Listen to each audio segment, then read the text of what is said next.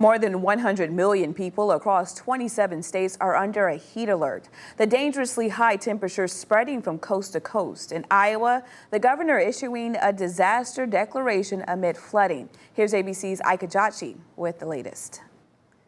Millions of Americans are trying to stay cool amid scorching temperatures. Much of the I-95 corridor has been baking for days. From New York to Virginia, temperatures in some areas reaching triple digits. Baltimore reaching 101 degrees, marking their hottest June day in 12 years. The nation's capital also hitting triple digits with a heat index of 105 degrees. Galen Clark is visiting from Las Vegas. She says this heat is different than back home. It's miserable. It's not like Las Vegas. It is so oppressive. It's so hot. It's so wet that you can't breathe and everything is sticking to you.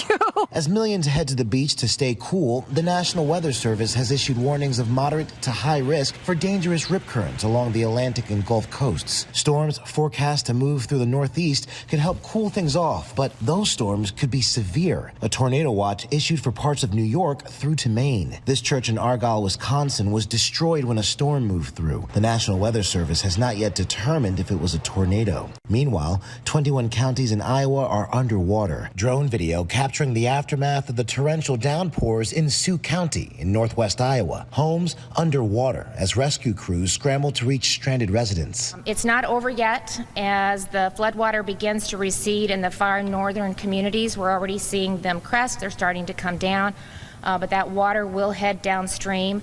And areas to the south are planning for rivers to continue to crest at record levels. Science educator Bill Nye says this is just a taste of the new normal. It's just going to get hotter and hotter and worse and more extreme.